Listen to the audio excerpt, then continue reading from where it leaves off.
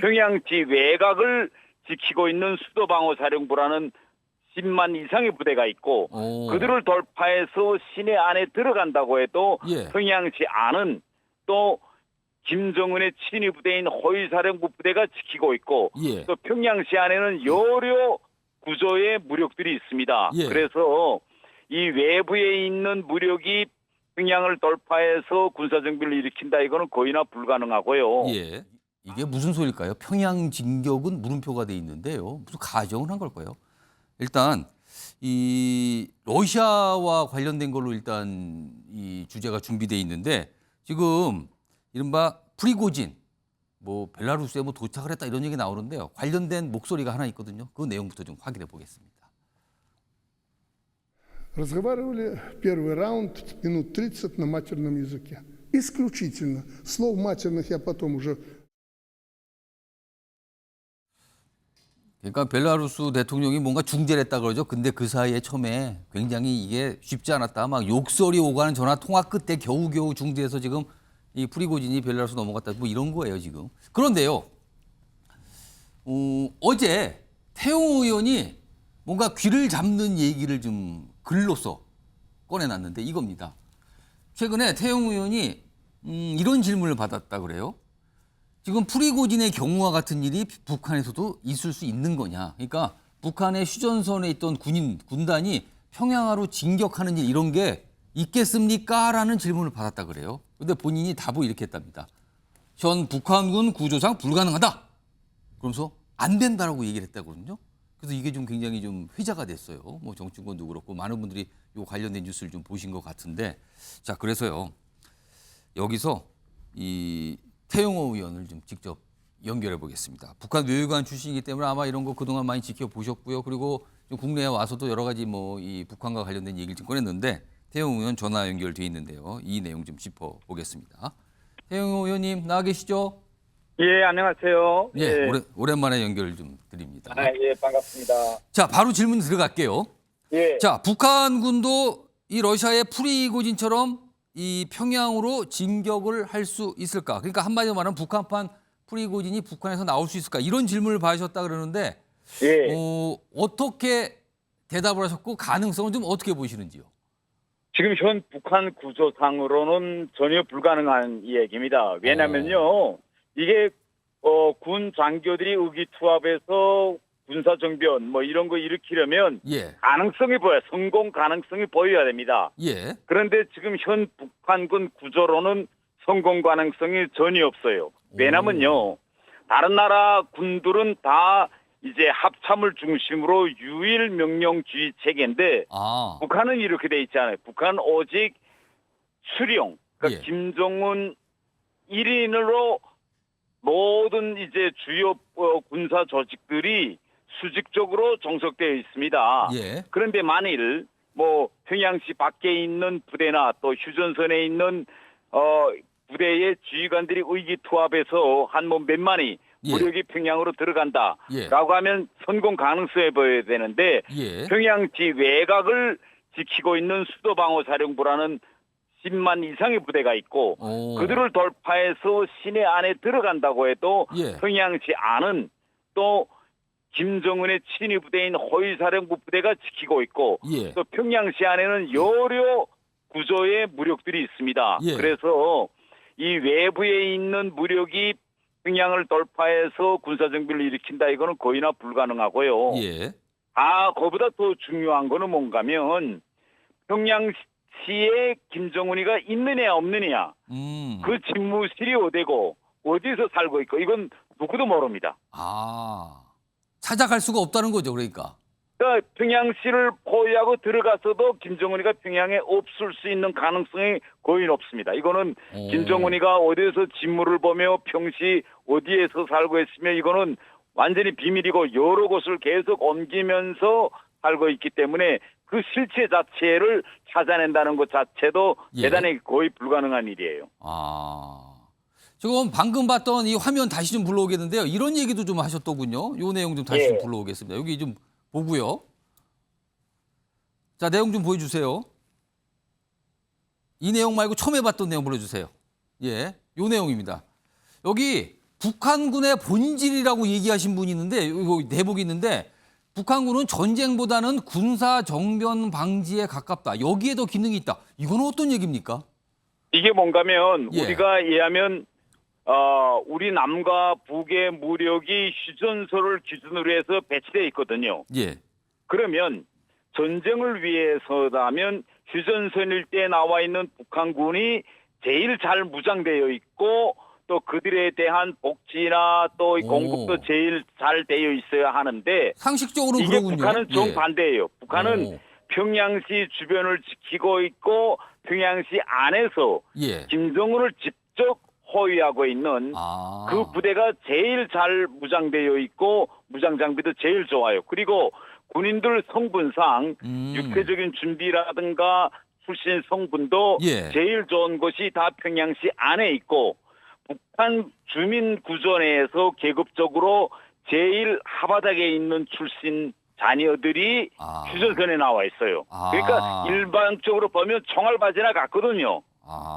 네, 그래서 우선 이 군의 구조나 무장 장비 질적 측면에서 휴전선에 나와 있는 부대가 제일 무장 장비도 약하고 공급도 제일 안 되고 있고요. 그리고 그게 휴전선에 현실이군요. 있는 부대는 북한군 총참모부, 우리를 말하면 합참이죠. 예. 거기에 배속돼 있는 부대인데 평양시 외곽을 지키고 있는 부대와 평양시 안에 있는 부대는 우리로 말하면 합참에 종속되어 있지 않고 김정은에게 수직적으로 종속되어 있습니다. 예. 이렇게 북한군은 대단히 분권화되어 있는 군 구조고 같은 부대 안에서도 예. 지휘 체계가 두 가지예요. 하나는 작전 장교주의 체계와 예. 정치 장교주의 체계가 따로 있습니다. 그런데 군인들과 지휘관들이 누구 말을 더 잘 듣느냐? 정치 장교 말을 더 잘 듣어요. 왜? 정치 장교가 인사권을 가지고 있습니다. 아, 그렇군요. 네, 그래서 이 북한군의 구조는 전쟁 수행 구조라기보다는 예. 군사정변 방지 구조에 더 가까워요. 자, 그리고요. 러시아과에서 좀 궁금한 게요. 이른바 바그너 그룹의 수장 프리고진. 모스크바를 한 200km 정도 앞두고 굉장히 많이 진격해서 올라갔는데 그 직전에 스스로 물러섰거든요. 이건 어떤 이유가 있었다고 좀 추정을 하십니까? 만약 프리고진이 모스크바로 진격을 계속했더라면 예.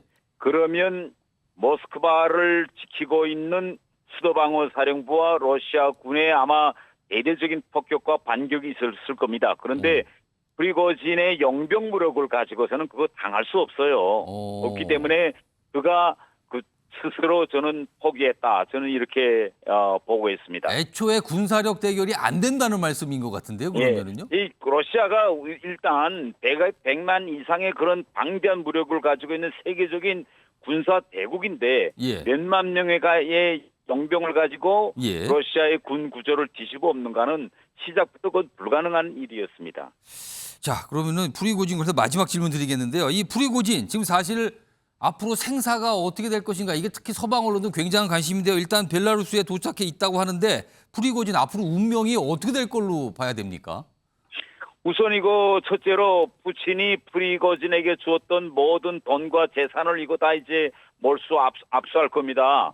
이거는 그게 그 프리고진에게 엄청난 경제적 혜택을 주었거든요. 예. 그래서 돈줄을 다 자를 거고 다른 예. 하나는 이번 일을 통해서 푸틴이 엄청난 치욕을 받았기 때문에 예. 저는 앞으로 프리고진이 설사 벨라루스에 있다 해도 예. 생명을 보존할 수 있을지 의문입니다. 아, 생명 보장에 대해서는 의문이다. 이런 말씀을 해주셨습니다. 알겠습니다. 지금까지 푸틴은 영국까지 도망친 그 자기를 반대했던 사람들 가서 독살했거든요. 그렇죠. 그런 얘기까지 참 있었습니다. 알겠습니다. 오늘 말씀 여기까지 듣도록 하겠습니다. 지금까지 국민의힘 태영호 의원이었습니다. 감사합니다.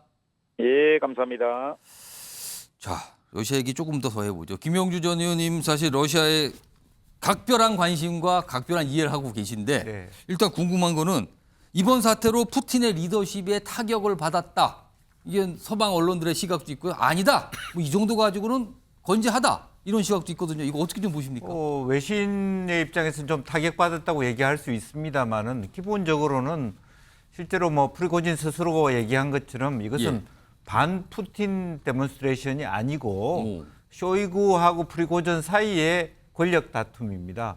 그리고 재산 다툼이기도 합니다. 예. 그러니까 푸틴 밑에서 실제로 많은 어떤 그 돈을 모을 수 있는 부분들을 프리고진은 막 군대의 어떤 급식이라든지 또 그렇죠. 해외 파병을 통해서 소위 그 프라이빗 밀리터리 컴퍼니라고 하는 것은 어떻게 보면 가스프롬이라든지 에너지 기관에 군인이 들어갈 수 없는 걸 대리해 줄 수 있는 세이프 가드들이고 또 해외에 갔을 때는 좀 더 비싸게 프로페셔널한 고급 용병들이거든요. 근데 그동안에 이제 국방부에서는 제대로 된 대우를 해주지 못했다라는 그런 시위라고 보고 또 주민들이 많은 지지를 해준 것은 주민들은 전쟁 안 했으면 좋겠다. 내 자식 군대 안 갔으면 좋겠다. 이런 부분이지 저것을 완전히 방금 우리 표현 말씀처럼 무슨 뭐 푸틴을 내려놓기 위한 어떤 쿠데타로 보지 않았다라는 측면이고요. 실제로 여전히 압도적으로 푸틴에 대한 지지는 건재하다고 보여지고 특히 큰 전쟁에서 우크라이나 전쟁에서 푸틴이 전쟁하는 것을 상당히 물론 자기 자식이 군대 가는 건 반대하지만 지지하고 있다는 측면에서 여전히 건재할 것이다 그렇게 보여집니다. 근데 프리고진이 본인이 얘기할 뭐 항의하려고 한 건데 항의하려는 수단을 반란이라는 걸 무장해서 봉기처럼 나왔거든요. 이걸 어떻게 이해해야 됩니까? 이게 그래서 말이 아무래도 되는 이제 겁니까? 용병이고 군대를 끌고 가다 보니까 이제 그렇게 이제 마치 그 반 푸틴 어떤 그 쿠데타처럼 그렇게 보여진 거고 이제 그런 것은 상당히 어떤 뭐 서방 언론의 시각 프레임이라고 볼 수도 있고 푸틴도 좀 간담이 서늘했을 수도 있겠습니다. 근데 지금 이제 루카셴코라는 사람이 사실은 푸틴의 충복이기도 하거든요. 그렇죠. 예, 그런 의미에서 이것은 한편으로 보면 푸틴하고 루카셴코하고 사실 짜고 치는 것이다. 프리고진이 이렇게 그 많은 어떤 문제 제기를 하는 것이 더 많이 국민의 지지를 받기 전에 정리시키기 위한 일환이고 결국 지금 현재 프리고진이 벨라루스에 있다는 실질적인 확증은 아무것도 없습니다. 말만 했거든요. 그렇게 따라서 그렇다고. 제가 보더라도 물론 프리고진은 미국의 그 제재 대상이고 유럽의 제재 대상이기 때문에 러시아 사람들이 봤을 때 다른 나라로 갈 수 있는 선택지가 극히 없어요. 하지만 그렇다고 해서 루카셴코가 대통령인 말하자면 벨라루스로 갈 것이냐 그런 부분도 쉽지 않을 것이라고 보여집니다. 마지막 질문 제가 짧게 하나 드릴 텐데 지금이 21세기 아닙니까? 근데 용병이라는 단어는 사실 중세나 뭐 등장하는 거 아닙니까? 21세기 그래도 강대국이라 뽑힌 러시아에서 용병이 웬 말입니까? 이게 왜 등장을 하는 겁니까? 사실 아무래도 이제 뭐 용병 중에는 그 뭐 영화에도 많이 나오지만 교도소에 복역 중인 사람도 있는 거고 또 먹고 살기 힘드니까 좀 더 많은 돈을 벌기 위해서 들어오는 사람도 있고. 근데 용병을 러시아 군이 왜 쓰는 겁니까? 용병을? 그러니까 실질적으로 원래는 러시아 군이 쓰는 것이 아니고요.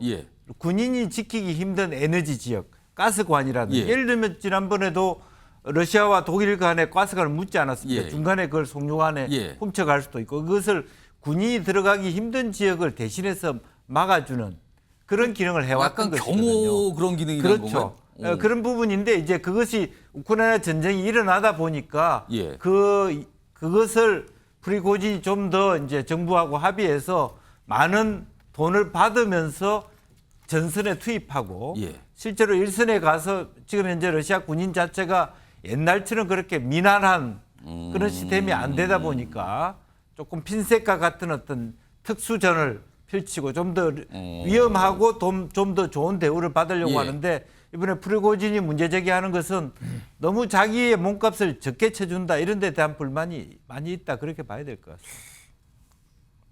글쎄 아무튼 잘 이해는 안 돼요. 뭐가 용병이 등장하고 용병이 무슨 반란을 일으키고 이게 뭐 중세 역사책에 나오는 약간 비슷한 상황이 전개되고 또 금방 또 그만둬요. 그래서 지금 전 세계가 좀 지켜보고 있는 상황입니다. 아직 뭐 끝나지 않은 것 같아요. 뭔가 진행 중인 것 같기도 합니다.